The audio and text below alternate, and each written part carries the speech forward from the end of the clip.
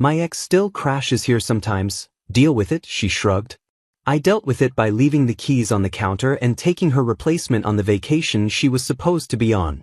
I thought I'd found someone who understood partnership when I met Brooke 2 years ago at a renewable energy conference in Portland. I was there representing my company's wind turbine maintenance division, and she was covering the event for an environmental blog. We clicked instantly over sustainability, and when she moved in 6 months later, I believed we were building something meaningful. I work as a wind turbine technician, often away for week-long assignments installing or maintaining turbines across the Pacific Northwest. It's demanding work requiring precision and dedication, but it pays well and I love contributing to clean energy infrastructure. Brooke seemed to understand and support my career, often saying how proud she was to date someone making a real difference. That understanding apparently had limits I wasn't aware of. I came home last Tuesday after a grueling week working on a turbine installation near the Oregon coast, exhausted and looking forward to relaxing with my girlfriend in our shared apartment.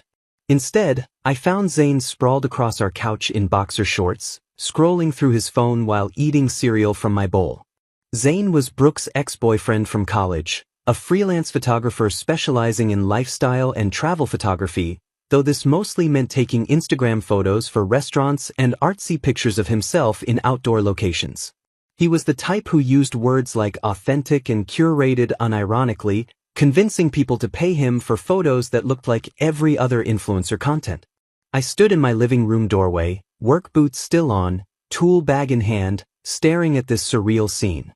I hadn't seen Zane in months, and suddenly here he was making himself completely at home in the space I shared with Brooke.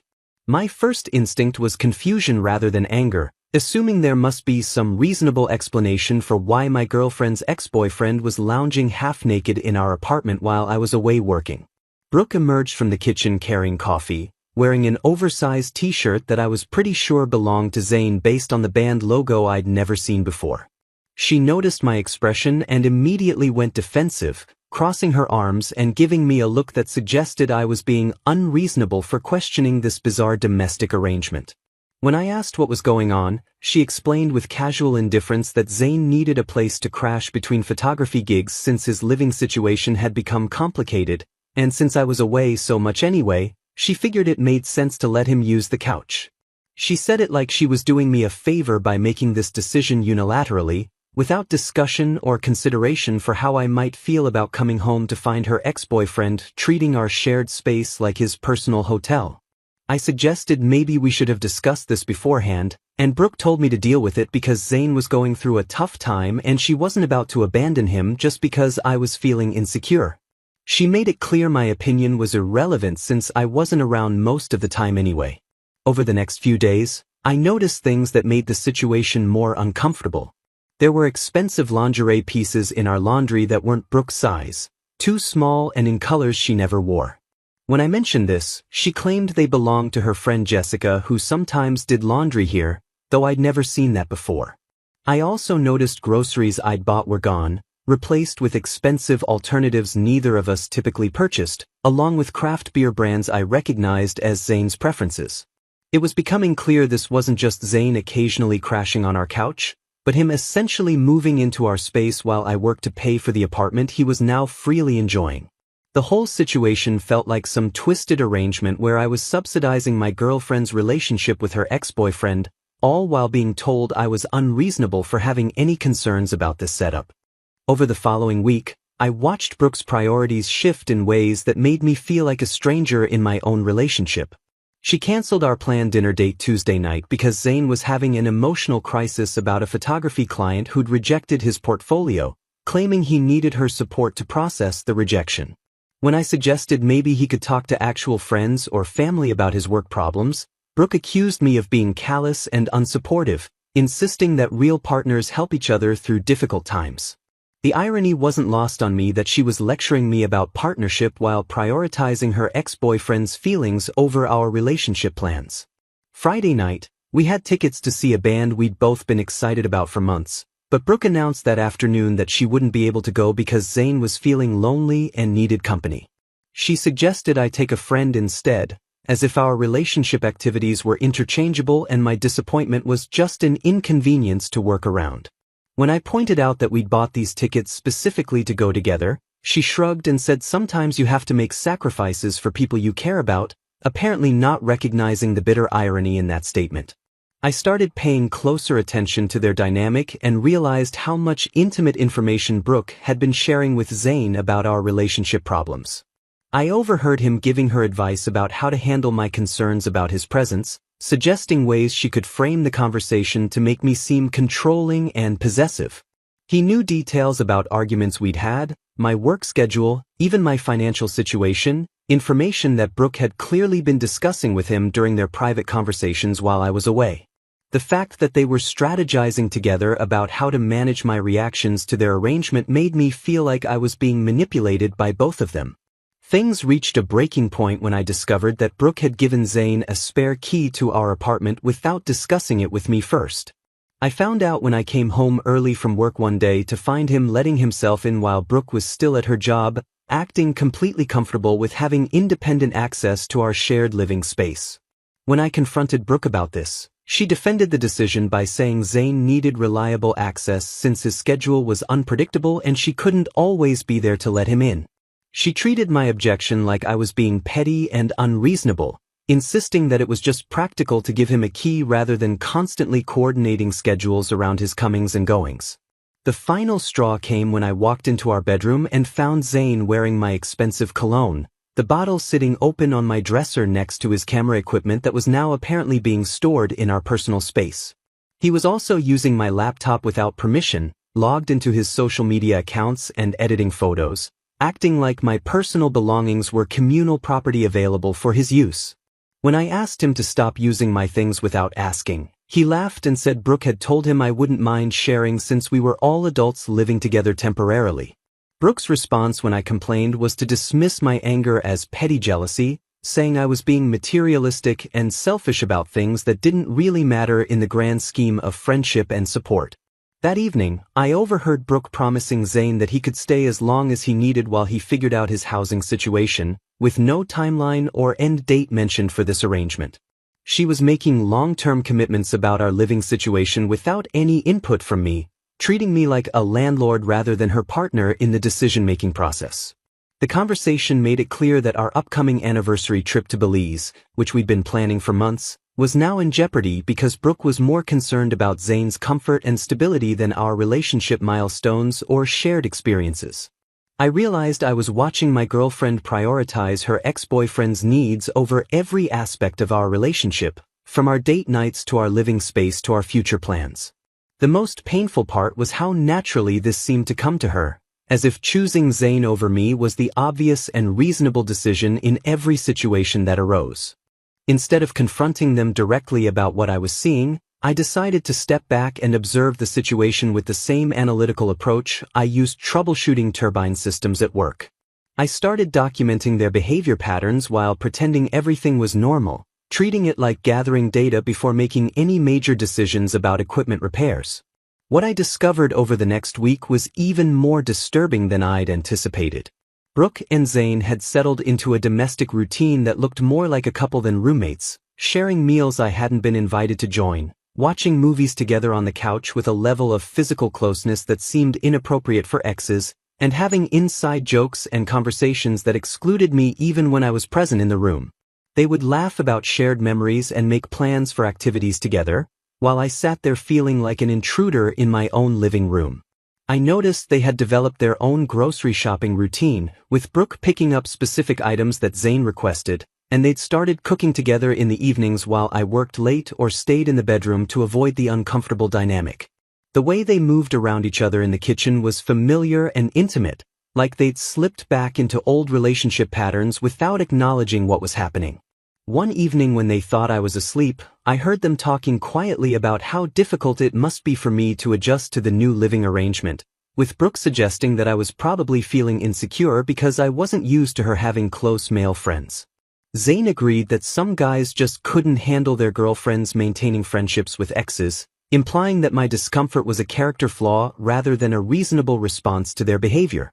During this same conversation, I heard Zane mention how much he appreciated Brooke's emotional support during his rough patch, and how spending time with her reminded him of what he'd been missing in his recent relationships. The whole exchange made it clear that they were both aware of the inappropriate nature of their arrangement but had decided to frame my concerns as jealousy and possessiveness rather than legitimate boundary issues. I realized I needed to make some changes in my own life, regardless of how this situation with Brooke resolved itself. I pulled out my phone and found the contact information for Luna, a marine biologist I'd met 6 months earlier during a project installing offshore wind turbines near the coast. She'd been fascinated by the environmental impact of our work and had given me her number after we'd spent an entire afternoon discussing coral reef restoration and renewable energy sustainability.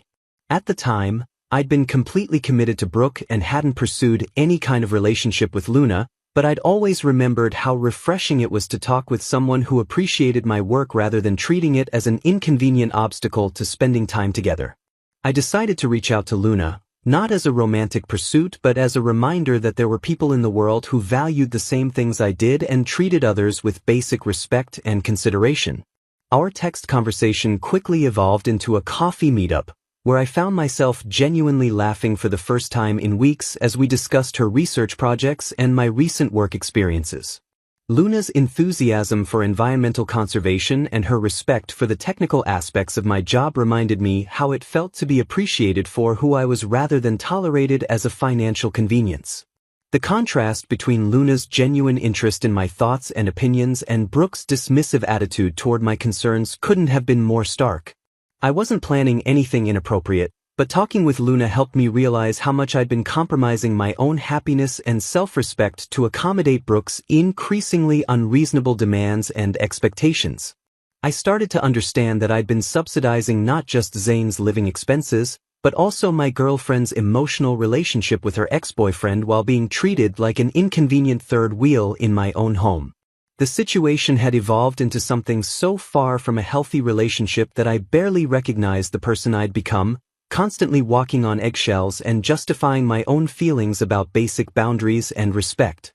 I decided to take action when Brooke and Zane announced they were going out for what they described as a friendly coffee to discuss his photography career prospects. This coffee meeting lasted 6 hours and involved multiple stops at galleries and art supply stores, essentially functioning as a day-long date while I worked a Saturday shift maintaining turbines in the rain.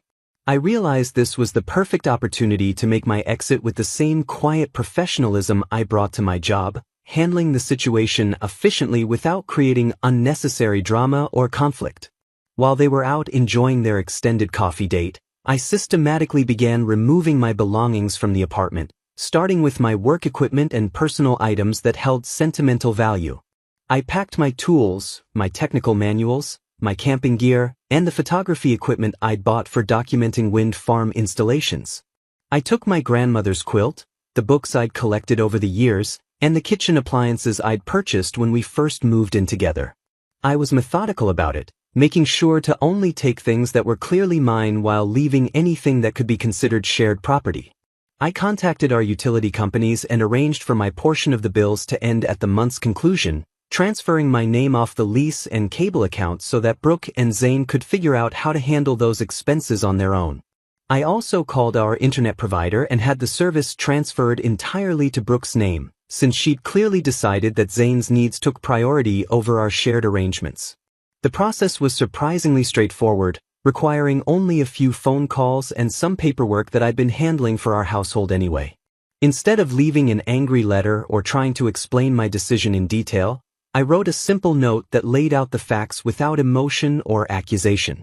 The note explained that since she clearly preferred Zane's company to mine and had made it obvious that my opinions about our living situation were irrelevant, they could now enjoy the apartment together and figure out how to split the rent and utilities without my contribution. I included the apartment keys and the confirmation numbers for the canceled services, along with a printed copy of our original lease agreement so she'd know exactly what financial obligations she was now responsible for handling.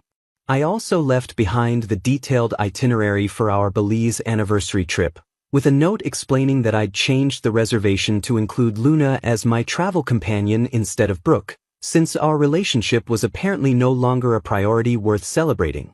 The irony wasn't lost on me that Brooke had been so focused on accommodating Zane's needs that she'd completely overlooked the possibility that I might have other options and wasn't as dependent on her as she'd assumed.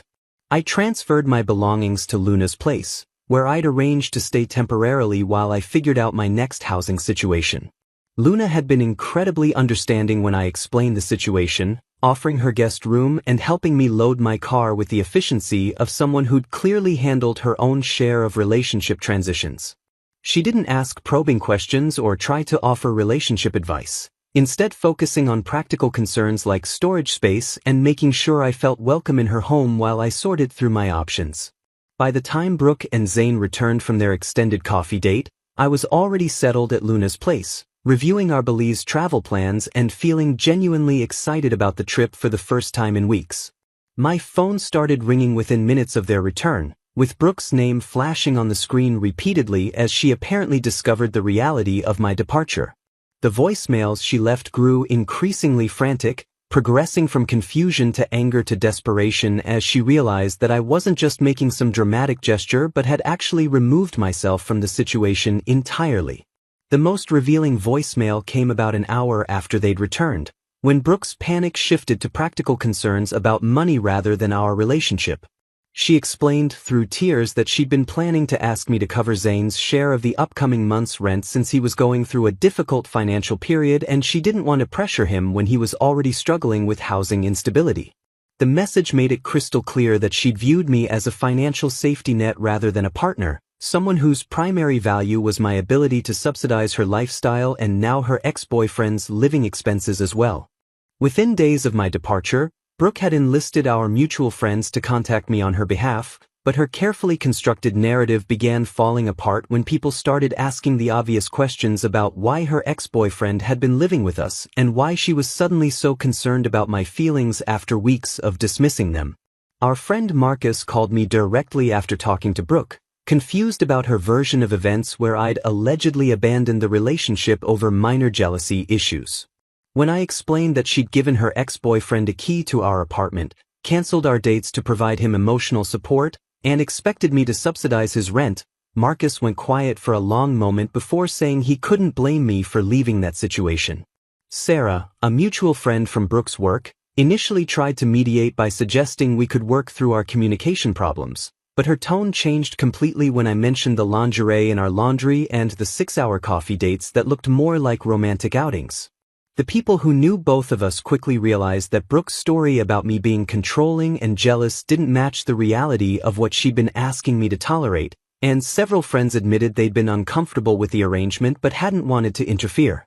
Meanwhile, Luna proved to be everything Brooke had never been in terms of respect, independence, and genuine partnership. She insisted on paying her own way during our Belize trip planning, contributed her own research about coral reef diving sites that added educational value to our itinerary, and showed genuine enthusiasm for the environmental aspects of the destinations we'd be visiting. Luna had her own successful career, her own apartment, and her own interests that she pursued independently, making it clear that she saw relationships as partnerships between equals rather than financial arrangements or emotional dependencies. During our week in Belize, exploring ancient Mayan ruins and snorkeling over pristine coral reefs that Luna studied professionally, I realized how much of my own personality and interests I'd been suppressing to avoid Brooke's constant criticism and dismissiveness. Luna encouraged my passion for renewable energy, asked thoughtful questions about wind turbine technology, and even connected my work to her research on how offshore installations could potentially benefit marine ecosystems when properly designed and maintained. We spent evenings discussing environmental conservation, sharing travel stories, and planning future adventures that combined our professional interests with personal exploration. The contrast with my previous relationship couldn't have been more obvious. Instead of feeling like I had to justify my career choices or apologize for my work schedule, I was with someone who understood and appreciated the importance of what I did for a living. Back home, I learned through our mutual friend network that Brooke and Zane's arrangement had imploded in spectacular fashion.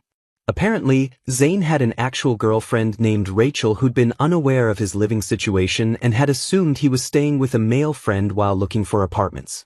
When Rachel discovered that Zane had been living with his ex-girlfriend and that Brooke had been providing emotional and financial support, she confronted both of them and demanded an explanation for what looked like an ongoing emotional affair disguised as friendship. The confrontation revealed that Zane had been telling Rachel he was staying with college buddies while telling Brooke that his relationship with Rachel was casual and unimportant, essentially manipulating both women to maintain his comfortable living arrangement.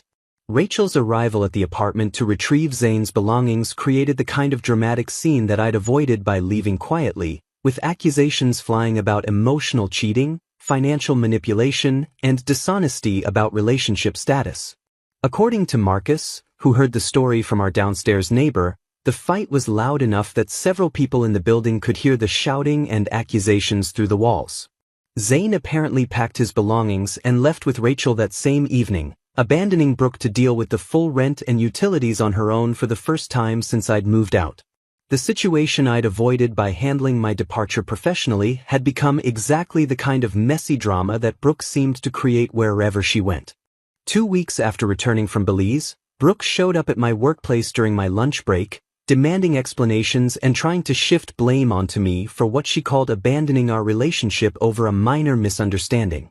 She'd clearly rehearsed her speech, presenting herself as the victim of my unreasonable jealousy and controlling behavior, insisting that I'd overreacted to what was simply her helping a friend in need. The conversation took place in the parking lot outside our company's maintenance facility, where several of my colleagues could overhear her increasingly dramatic accusations about my inability to trust her and my selfishness in prioritizing my own comfort over Zane's housing crisis. My supervisor Jake, who'd met Luna when she visited me at work to discuss coral reef research related to our offshore projects, witnessed the entire confrontation and later told me he was impressed by how professionally I handled Brooke's manipulative tactics. Brooke's version of events fell apart under the most basic questioning about why she'd given her ex-boyfriend a key to our shared apartment without discussing it with me, why she'd been canceling our dates to provide him emotional support, and why she'd expected me to subsidize his living expenses indefinitely. When I mentioned that I'd found women's lingerie in our laundry that wasn't hers, she immediately deflected by accusing me of going through her personal belongings and violating her privacy, completely avoiding the obvious question of whose intimate apparel had been in our shared laundry basket. The most revealing part of the confrontation came when she suggested that we could resolve our differences by all living together like modern adults, proposing that I move back in and we could establish ground rules that would make everyone comfortable with the arrangement. She genuinely seemed to believe that my problem was with the logistics of the situation rather than the fundamental disrespect she'd shown for our relationship boundaries, suggesting that better communication could solve what she saw as a simple roommate compatibility issue. When I explained that I was in a relationship with Luna now and had no interest in returning to the toxic dynamic she'd created, Brooke became increasingly desperate and angry, demanding to know what Luna had that she didn't and insisting that I was making a huge mistake by throwing away 2 years together for someone I barely knew. The irony of her accusing me of not knowing Luna well enough wasn't lost on me, considering she'd moved her ex-boyfriend into our apartment and expected me to accept this arrangement based on his undefined housing needs and her unilateral decision-making. The conversation escalated when she started crying and claiming that I'd never really loved her if I could move on so quickly, apparently forgetting that she'd been the one prioritizing her ex-boyfriend's emotional needs over our relationship for weeks before I left. Her tears seemed genuine this time, but they were clearly motivated by the realization that she'd lost her financial stability and emotional safety net rather than any actual regret about how she'd treated me during our relationship. Jake, my supervisor, intervened when Brooke's voice became loud enough to disturb other employees, politely but firmly suggesting that personal conflicts should be resolved away from the workplace and offering to call security if she couldn't control her behavior. The fact that my colleagues were witnessing this meltdown was embarrassing, but it also validated my decision to leave the relationship quietly and professionally rather than engaging in the kind of public drama that Brooke seemed to thrive on. After she left, several coworkers commented that they'd never seen me happier than I'd been since starting to date Luna, noting the contrast between my previous stressed demeanor when dealing with Brooke's constant demands and my current relaxed confidence in both my personal and professional relationships. The incident at my workplace marked the end of Brooke's attempts to win me back through direct confrontation, but it also revealed how little self-awareness she had about her role in destroying our relationship and how entitled she felt to my continued financial and emotional support despite having chosen someone else's needs over mine repeatedly. 6 months later, I had moved in with Luna near the marine research facility where she worked, and I'd been promoted to senior turbine maintenance specialist with expanded responsibilities overseeing offshore wind installations. Our relationship had developed into genuine partnership built on mutual respect, shared environmental passions, and individual independence that strengthened our connection. Luna proudly introduced me to her research colleagues, explaining my renewable energy work and even incorporating my technical insights about wind patterns into her coral restoration projects. We spent weekends exploring tide pools, hiking coastal trails, and planning diving trips to locations where Luna could conduct field research while I documented underwater turbine foundations for environmental impact studies. Instead of constantly defending my career choices, I was with someone who understood that our professional success contributed to shared goals for environmental conservation and financial stability. Luna had her own research grants, publications, and professional contacts, seeing relationships as partnerships between equals rather than opportunities for financial dependence. Through our friend network, I learned Brooke was struggling significantly without my financial support. Marcus told me she'd moved back with her parents after being unable to afford rent on her blog salary, posting bitter social media content about toxic masculinity and men who abandon women during difficult times. Her Instagram evolved from lifestyle content to motivational quotes about independence and recovery from narcissistic relationships, rewriting our history to cast herself as victim of my controlling behavior. The most telling detail came from Sarah, who mentioned Brooke had started a GoFundMe campaign for moving expenses, describing herself as a struggling environmental journalist who'd been financially abused by an ex-boyfriend who used money to control and isolate her from friends. The irony was obvious to anyone who knew the actual circumstances, but it showed how she'd convinced herself that my refusal to subsidize her lifestyle indefinitely constituted financial abuse rather than reasonable boundary setting. Mutual friends reported Brooke continued asking about me regularly, wanting updates on my relationship with Luna and whether I seemed genuinely happy or was just rebounding with someone who didn't understand me the way she had. According to Marcus, she seemed particularly bothered by photos of Luna and me at work events and environmental conferences, unable to understand how someone could be attracted to the professional aspects of my personality she'd found boring. The validation of my career through Luna's genuine interest helped me realize how much emotional damage Brooke's constant criticism had inflicted over our 2 years together. One evening, while reviewing data from Luna's coral health assessment project, she mentioned how refreshing it was being with someone who appreciated intellectual curiosity and professional dedication rather than seeing career ambitions as obstacles to personal convenience. Her comment made me reflect on how much I'd been compromising my values and interests to accommodate someone who didn't respect my work or who I was when I wasn't trying to please her constantly. The most satisfying aspect wasn't watching Brooke struggle with consequences of her choices, but the daily experience of being appreciated for exactly who I was instead of being tolerated as a financial convenience while expected to change my personality to meet someone else's unrealistic expectations. I realized that being told to deal with it had actually been the push I needed to recognize my own worth and find someone who valued partnership over convenience, respect over control, and genuine compatibility over financial dependency. The life I was building with Luna felt authentic in ways my relationship with Brooke never had, built on shared values and mutual support rather than one-sided accommodation and constant compromise of my fundamental beliefs and interests.